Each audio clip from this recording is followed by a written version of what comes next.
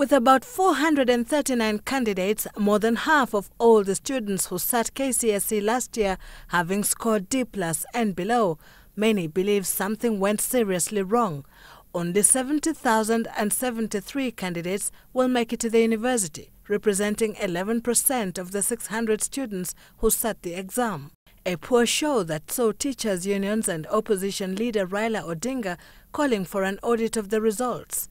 But according to the ministry, nothing went wrong. In fact, the ministry says the results, besides being the actual reflection of the students' performance, expose a broken system in which results were massaged and grades tampered with to accommodate massive failures, what was then called moderation. As far as I'm concerned, I am very satisfied with the results we've had in the last 2 years, 2016 and 2017, because we have lived a lie for such a long time. Ministry insiders say that for 5 years consecutively prior to 2016, the average national score in mathematics was below 30%.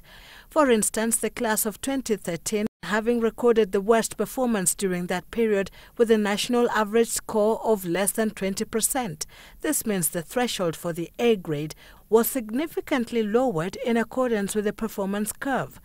Those students who scored an A that year despite dismal scores would then be eligible for courses in the science field, including engineering and medicine. Why should you, if you have an A in mathematics, fail to understand engineering?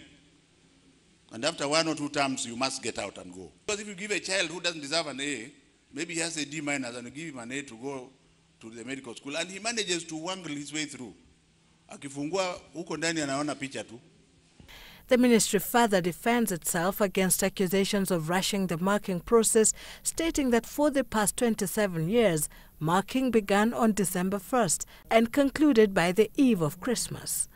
A 2-month period of results processing would then follow before the announcement late February. So marking always ended before Christmas.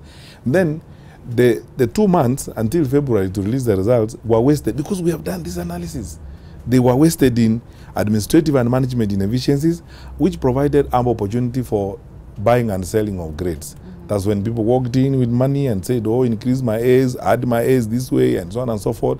Following the introduction of sweeping reforms, the marking of exam papers started slightly earlier on the 17th of November this year. And with the support of 254 ICT officers, result entries were made in real time. Tabulation of results for each candidate was then achieved immediately. Examiners posted the last entry into their computers before being transmitted to a central server in Nairobi, a process that would previously take weeks manually.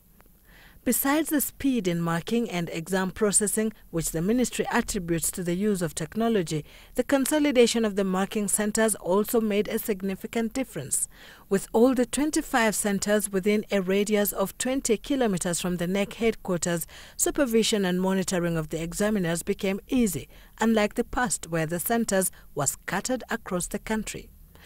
Examiners also established that the various syllabuses were not adequately covered as teachers and students concentrated on revision, limiting their ability to apply knowledge. The Education Cabinet Secretary says Kenyans must come to a moment of truth and acknowledge that the system of examining candidates had been broken and marred with fraud and needed fixing.